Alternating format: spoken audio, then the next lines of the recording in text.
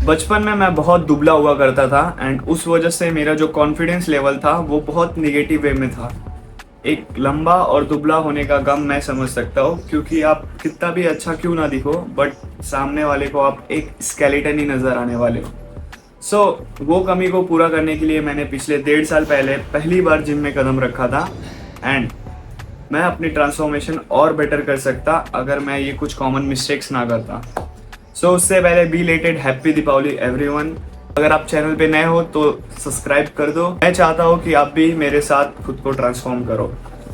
सो पूरी वीडियो ज़रूर देखना।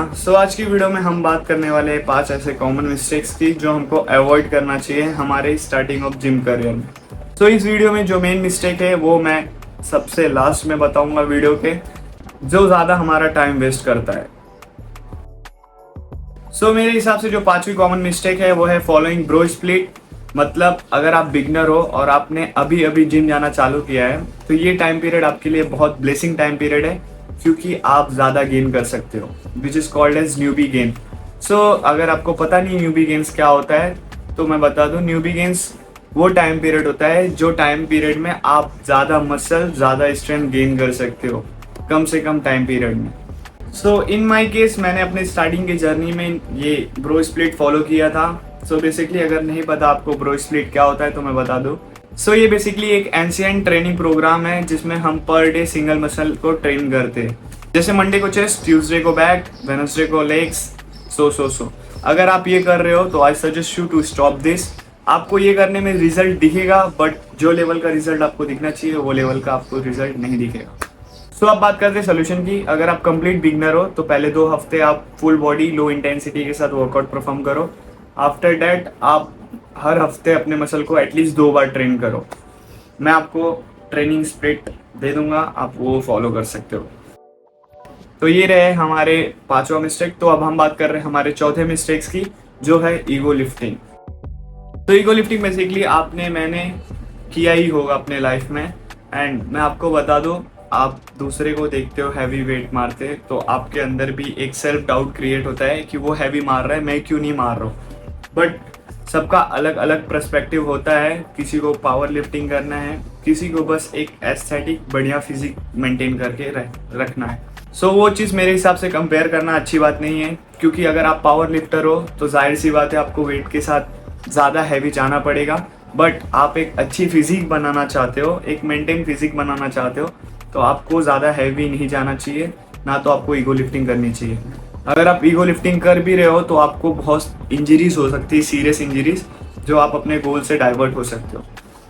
ईगो लिफ्टिंग के भी बहुत सारे नुकसान है। जैसे आप कह सकते हो आपकी मसल जल्दी रिकवर नहीं होगी, सीरियस इंजरीज होने के चांसेस बहुत ज़्यादा रहते हैं उसमें, एंड आपकी जो टेक्निक रहती है वो भी इम्बैलेंस हो जाती है। इस चीज़ में मैं मेरी बात करूँ तो मैंने पिछले साल बहुत मिस्टेक्स किए हैं ईगो लिफ्टिंग को लेके, क्योंकि मैं हफ्ते में एटलीस्ट 2 बार डेडलिफ्ट मारता था। वर्कआउट परफॉर्म करने में भी यहाँ पे ही पेन आता था एंड वर्कआउट करने में बहुत ज़्यादा प्रॉब्लम होता था। दैट अभी मैं ये साल से ईगो लिफ्टिंग करना बंद कर दिया हूँ। महीने में मैं एटलीस्ट 1 बार बस डेडलिफ्ट करता हूँ, क्योंकि मेरा काम नहीं है पावर लिफ्टिंग करना, इसके लिए मैं डेडलिफ्ट ज़्यादा परफॉर्म नहीं करता। And I respect power lifters जिनका गोल रहता है पावर लिफ्टिंग करना, उनको ये काम करना पड़ता है, हैवी जाना पड़ता है। अब हम बात करते हैं हमारे तीसरे कॉमन मिस्टेक की, जो है टेक्निक मिस्टेक्स। अगर आप गलत फॉर्म से अपने मसल ग्रुप को ट्रेन कर रहे हो तो मतलब नहीं है, क्योंकि अगर आप टारगेटेड मसल पे प्रेशर ही नहीं ला पा रहे हो तो फिर वो वर्कआउट परफॉर्म करने का कोई सेंस नहीं बनता। फॉर एग्जाम्पल, अगर आप बाइसेप कर्ल लगा रहे हो एंड आपकी टेक्निक गलत है, आप ऐसे बाइसेप कर्ल लगाओगे या फिर हैंग करके लगाओगे तो आपके टारगेटेड मसल पे प्रेशर ही नहीं आएगा, तो वो चीज़ ग्रो ज़्यादा नहीं करेगा, बहुत लिमिटेड में ग्रो करेगा।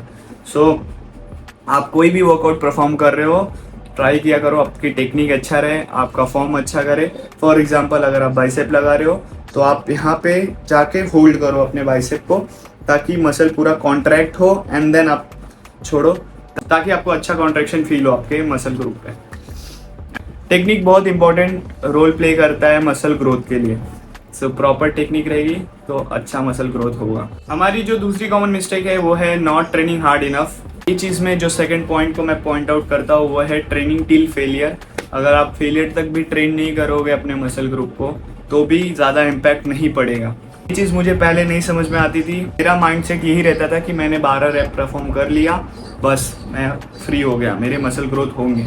बट पिछले कुछ महीने से मैंने फेलियर तक ट्रेन करना चालू किया एंड उसका रिजल्ट मुझे दिखाई दिया। जब आप अपने मसल को फेलियर तक ट्रेन करते हो, जब आपकी बॉडी बोल देती है कि बस अब नहीं होगा मुझसे, देन वो फेलियर मूवमेंट होता है एंड आपको ज़्यादा रिजल्ट अच्छा दिखेगा उससे। तो आई सजेस्ट कि आप वर्कआउट परफॉर्म कर रहे हो, आप भले ही 8 से 10 रेप्स ही निकालो, बट फेलियर तक करो वो चीज़। पॉइंट है जो इस चीज़ में, वो है प्रोग्रेसिव ओवरलोड। आप ये चीज़ भी ट्रैक करके चला करो कि आप जितना प्रोग्रेसिव ओवरलोड करोगे उतना अच्छा है। बट प्रोग्रेसिव ओवरलोड और ईगो लिफ्टिंग में बहुत डिफरेंस है। ईगो लिफ्टिंग आपको नहीं करना, बट प्रोग्रेसिव ओवरलोड आपको करना है। मतलब आपने पिछले हफ्ते सपोज करो आपने 5 kg इस साइड के चेस्ट प्रेस लगाए, तो आप नेक्स्ट हफ्ते ट्राई करो कि 7.5 एक साइड, 7.5 एक साइड करके आप चेस्ट लगाओ एंड ये चीज़ को आप ट्रैक करते रहो। That is also good. Word अगर आपको प्रोग्रेसिव ओवरलोड को डिफाइन करना रहे, you are becoming better than yesterday you perform your workout. आप अपने रेप्स टाइम पे फोकस करो, आप अपने स्लो एंड कंट्रोल वे पे फोकस करो, देन आपको रिजल्ट दिखेगा। सो अब हम बात करते हैं हमारे लास्ट जो सबसे ज़्यादा टाइम टेकन मिस्टेक है, वो है ओवर ईटिंग और डर्टी बल्क। आजकल के टाइम में लोग बल्किंग के नाम पे बहुत डर्टी कैलोरीज गेन कर रहे हैं। एज ए रिजल्ट हमारी बॉडी ये कैलोरीज मसल में ना कन्वर्ट करके इसको फैट में कन्वर्ट कर देती है और हम फिर खुद का टाइम लगा के कैलोरी डेफिसिट में जाते हैं और वो फैट को बर्न करते हैं। आप खुद से ये चीज पूछो कि इट इट वर्थ इट, क्या ये वर्थ इट है? बिगिनर्स को ये लगता है कि वो जितना खाएंगे उतना उनका मसल मास बढ़ेगा, बट अनफॉर्चुनेटली ये गलत है। आप जितना खाओगे आपका उतना मसल मास नहीं बढ़ेगा, एक लिमिटेड अमाउंट में मसल मास बढ़ेगा एंड बाकी की जो कैलोरीज है वो आपकी बॉडी उसको फैट में चेंज कर देगी। सो अगर आप मेंटेनेंस कैलोरी से बहुत ज़्यादा कैलोरीज इंटेक कर रहे हो तो ये बात नोट कर लो कि बाकी जो कैलोरीज, एक्स्ट्रा कैलोरीज है, वो आपकी बॉडी फैट में कन्वर्ट कर देगी एंड फिर आप खुद का टाइम लगा के उसको बर्न करोगे। अब जिनको पता नहीं मेंटेनेंस कैलोरीज, तो ये सब चीज़ें मैंने पिछले वीडियोस में भी बता चुका हूँ। अगर आपको वेट गेन करना है, अपना वेट बढ़ाना है, तो आपको एक मेंटेनेंस, सबकी एक मेंटेनेंस कैलोरीज होती है, उससे उसको 200 से 300 कैलोरीज ज़्यादा खाना पड़ता है। एंड अगर आप instead of eating 100 to 200 calories, अगर आप डायरेक्ट 500 कैलोरीज या फिर 1000 कैलोरीज खा रहे हो, तो जाहिर सी बात है आपकी बॉडी फैट आपके अंदर एब्जॉर्ब करेगी, मसल मास बहुत कम करेगी।